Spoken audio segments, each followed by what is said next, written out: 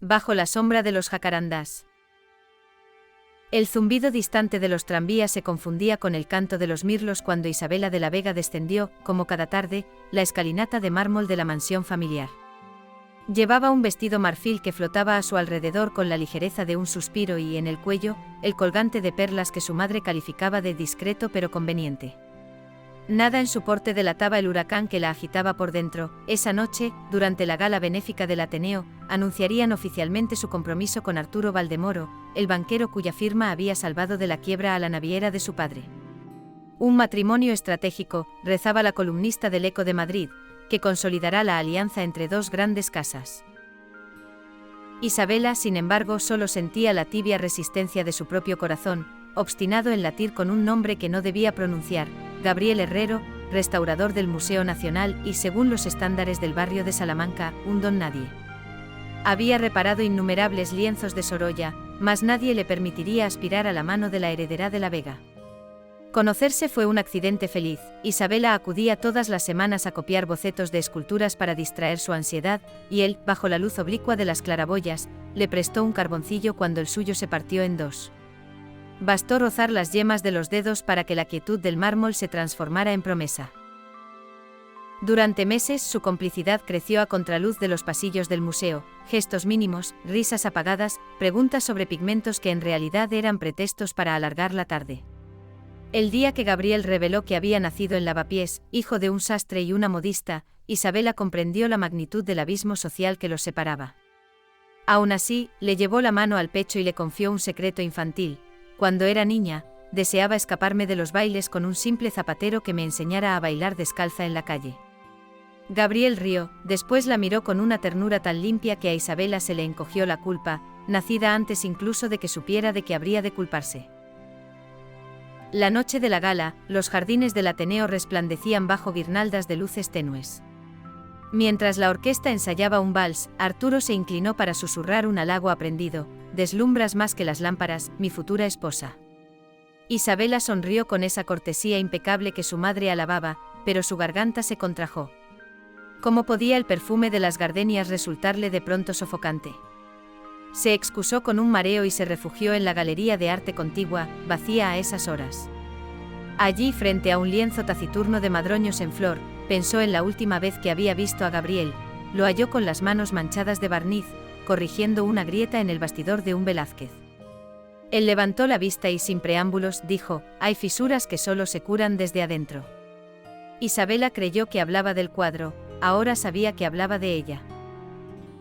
El sonido de copas brindando la devolvió al presente. Arturo buscaba a la novia fugitiva, su padre, como un general, repartía apretones de mano, la prensa aguardaba la fotografía que uniría los apellidos en tinta y oro. Isabela comprendió que aquel instante era la última estación antes de un destino pactado. Y, tal vez porque el miedo a la renuncia pesa más que la renuncia misma, se deslizó entre columnas y salió al jardín trasero. Un arco de jacarandás en flor, violeta y melancólico, la recibió con un perfume de lluvia reciente. El Ateneo había regado los caminos minutos antes para contener el polvo. Allí lo vio. Gabriel aguardaba de pie, sin frac ni invitación, apenas un traje oscuro algo gastado. Había entrado por la puerta de servicio, desesperado tras leer en un periódico vespertino la noticia del compromiso inminente. En su mano llevaba una sola flor blanca, una azucena robada a una jardinera, y en los ojos, la certeza de la derrota. «No he venido a impedir nada», murmuró, «solo necesitaba verte antes de que tu nombre y el mío no pudieran siquiera rozarse en un recuerdo». Isabela sintió que el mundo se inclinaba levemente, como un barco que pierde el equilibrio. Podía oír las voces del salón principal, cualquiera podría descubrirlos. Pero allí, bajo la sombra violácea de los jacarandás, la orquesta sonaba distante, como un disco viejo al que se le acaba la cuerda. «Gabriel, la voz se le quebró. Él extendió la azucena. No era la rosa perfecta que luciría en un tocado de alta costura, sino una flor humilde, casi silvestre.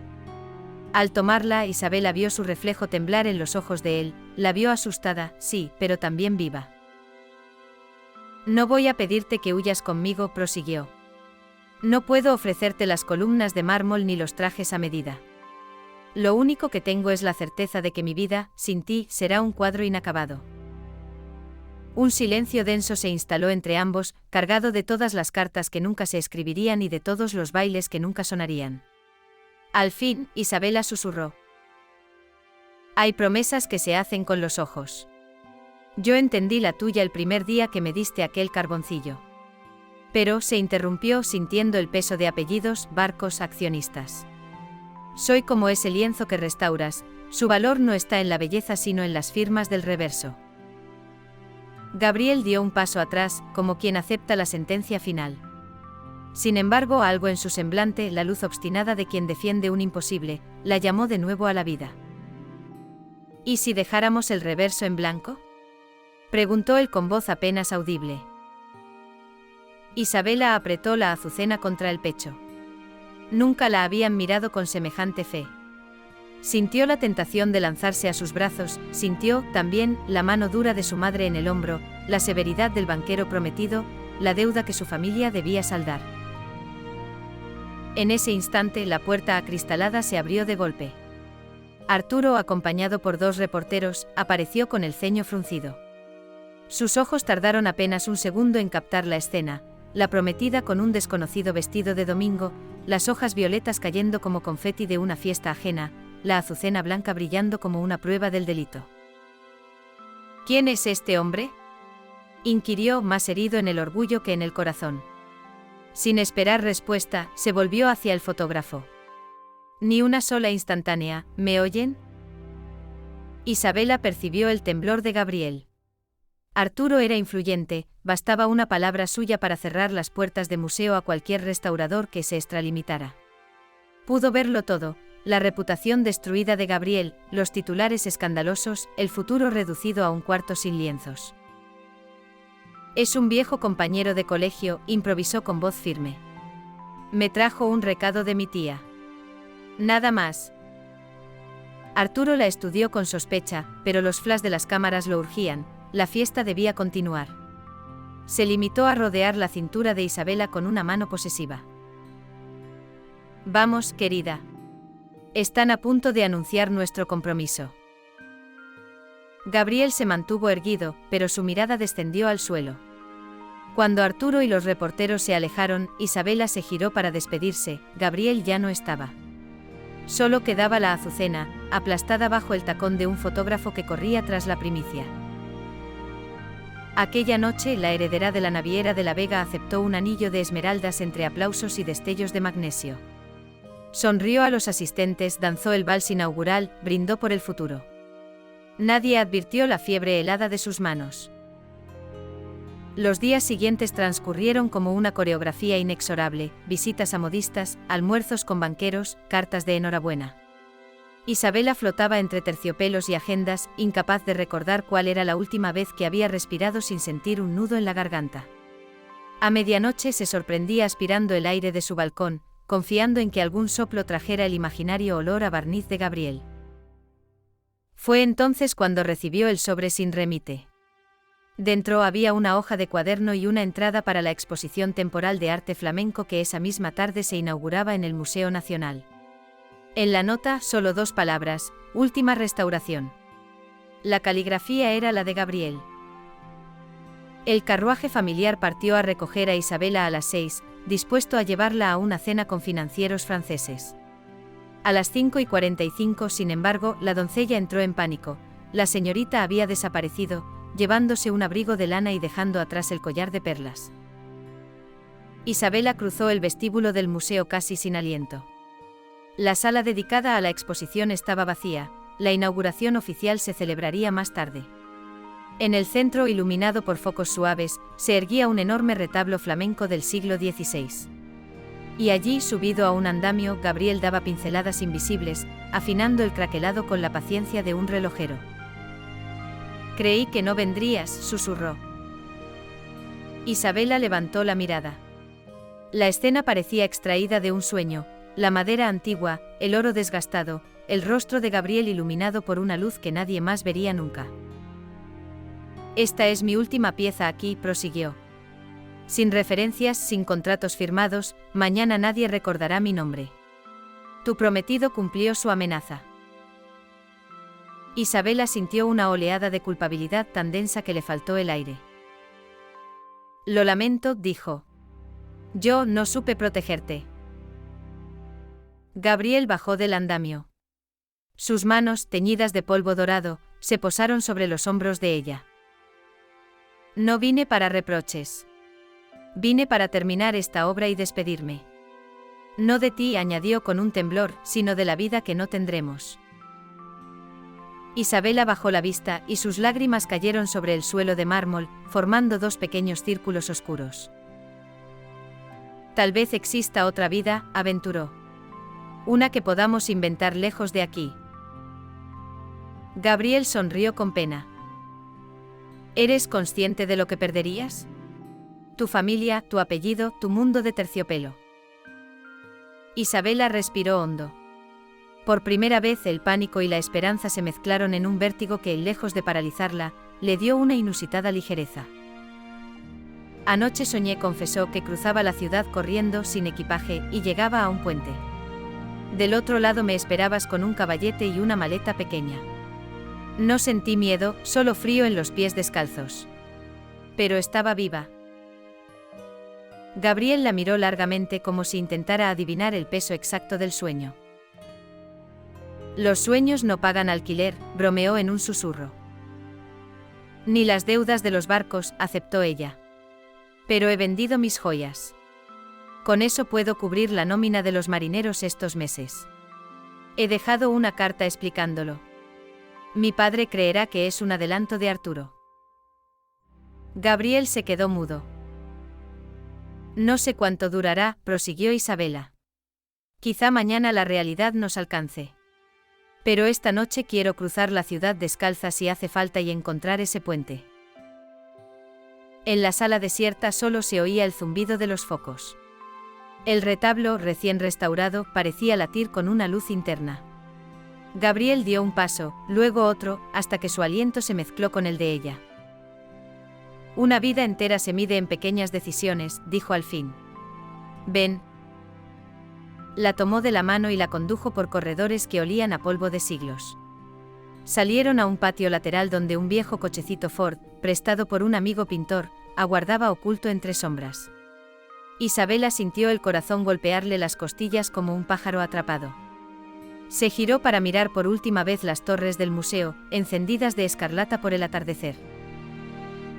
¿Estás segura?, preguntó él desde el asiento del conductor. Isabela se acomodó a su lado sin dudar.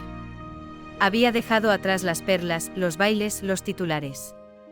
Pero llevaba la azucena aplastada en un bolso de terciopelo, símbolo marchito de la vida que no quiso aceptar. Rodaron por calles que se volvían azules al caer la noche. Atravesaron lavapiés donde la gente se apiñaba en tabernas iluminadas con bombillas desnudas y los músicos tocaban guitarras manchadas de vino. Gabriel bajó la velocidad al ver a su madre asomada al balcón. Ella agitó la mano con sorpresa, y una sonrisa que no se borraría, ni siquiera cuando supiera toda la historia, se dibujó en su rostro. Tomaron la carretera de Valencia. A esa hora, el tráfico era un murmullo escaso. Isabela abrió la ventanilla y dejó que el viento deshiciera el peinado que la modista había fijado con alfileres de oro. Cada mechón suelto era una cuenta regresiva hacia la libertad. Cuando lleguemos a Cuenca, dijo Gabriel, un amigo nos guardará unos días. Luego veremos. Puedo restaurar retablos en cualquier parte, siempre hay grietas que curar. Isabela apoyó la cabeza en su hombro. Las luces de los pueblos pasaban como luciérnagas. Yo no sé hacer otra cosa que dibujar y leer, susurró, pero puedo cocinar un poco y aprender a remendar ropa. Y yo puedo aprender a bailar descalzo, añadió él, y ambos rieron, unidos por un júbilo que les hizo olvidar por un instante todo lo que dejaban atrás. Pasó una semana. En Madrid, los periódicos lanzaron teorías, una fuga amorosa, un secuestro, un complot bursátil. La naviera se tambaleó, pero las joyas de Isabela cubrieron el vacío inmediato y un inesperado contrato con la flota británica la salvó del naufragio. Arturo, herido en su orgullo, se retiró a su finca de Jerez, jurando no volver a hablar de la familia de la Vega, aunque no dejó de coleccionar amantes en los salones de moda. En una pensión junto al río Huécar, Isabela despertaba con el sol pintándole las mejillas y un tañido lejano de campanas que sonaba a bendición. Gabriel trabajaba en la restauración de un fresco renacentista en la catedral. Por las tardes, ella copiaba las curvas del puente de San Pablo, vendía acuarelas a turistas franceses y, al anochecer, ambos regresaban al cuarto diminuto donde cada día le añadían un verso nuevo a la vieja canción de la esperanza. Pero la paz es una niña frágil.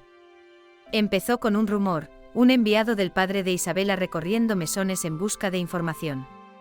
Luego cartas sin sello apareciendo bajo la puerta de la pensión, vuelve antes de que sea tarde. El temor se instaló como una mancha de humedad.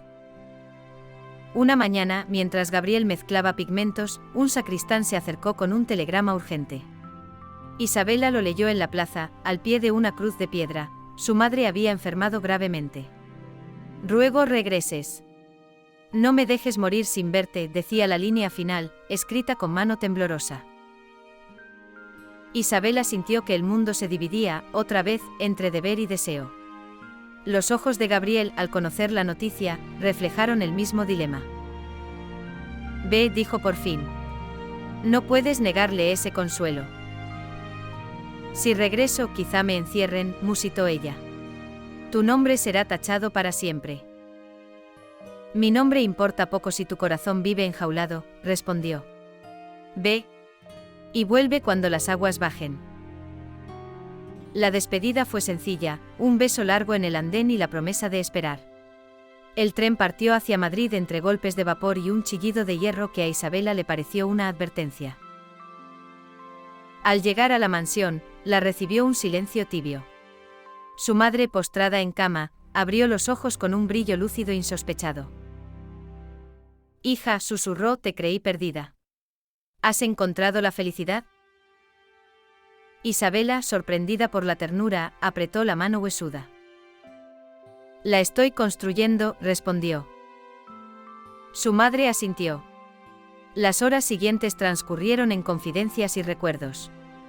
Cuando la fiebre remitió, Isabela salió a los corredores, donde encontró a su padre. El viejo naviero no gritó, se limitó a ofrecerle una copa de brandy. «He buscado tu firma en los papeles del banco y no la hallé», dijo con calma. «Así que has usado tus joyas. Fue un buen movimiento. Tal vez seas más de la familia que yo mismo». Isabela lo miró incrédula. «Pero no descansaré», advirtió él, «hasta que la buena sociedad deje de cuchichear. Si vuelves con ese restaurador, te ahorraré reproches, pero tendrás que vivir con la deshonra». «¿La deshonra para quién?», replicó con voz serena. «Para quienes confunden la lealtad con la conveniencia». El naviero apuró el brandy. «Llegará el día en que tu amor pruebe el sabor de la pobreza», sentenció. «Ese día entenderás mi ambición». Esa noche Isabela veló el sueño de su madre y, al amanecer, dejó otra carta. Renunciaba a su apellido hasta que estuviera dispuesta a honrarlo a su manera. Tomó un pequeño cofrecillo con antiguas medallas de su abuelo, recuerdos de un tiempo en que los de la Vega todavía arriesgaban la piel en el mar, y partió antes de que la luz prendiera en los espejos. Gabriel aguardaba en el puente de San Pablo, como todos los atardeceres.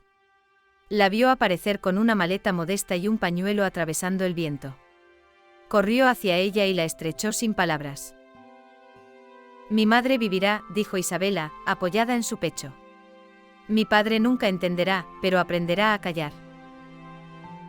Gabriel abrió el cofrecillo, las medallas relucían como soles diminutos. «Con esto compraremos un pequeño taller», explicó ella. «Restauraremos juntos, tú los lienzos y yo la madera policromada».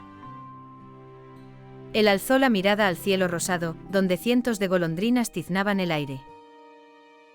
«Esa vida basta», susurró. Isabela tomó su mano. La brisa otoñal agitó las hojas de los jacarandás que flanqueaban el río. Los pétalos violetas, como los de aquel jardín del Ateneo, revolotearon a su alrededor, pero esta vez no hubo fotógrafos ni banqueros ni acuerdos tácitos, solo dos corazones que, pese a la distancia social, habían hallado la alquimia que hace posible restaurar lo irremediable. Y bajo la sombra azulada de los jacarandás, Isabela comprendió al fin que lo verdaderamente valioso, igual que las obras que Gabriel rescataba, no residía en la firma que figuraba al reverso, sino en las capas invisibles de amor y coraje que habían soportado el paso del tiempo y hecho posible, contra todo pronóstico, que el color recobrara su fulgor. Mientras el sol caía y las golondrinas trazaban arabescos en el aire, ella supo que aunque la pobreza llegara y el mundo les recordara su osadía, aquella restauración, la de sus propias vidas, sería para siempre su obra maestra compartida.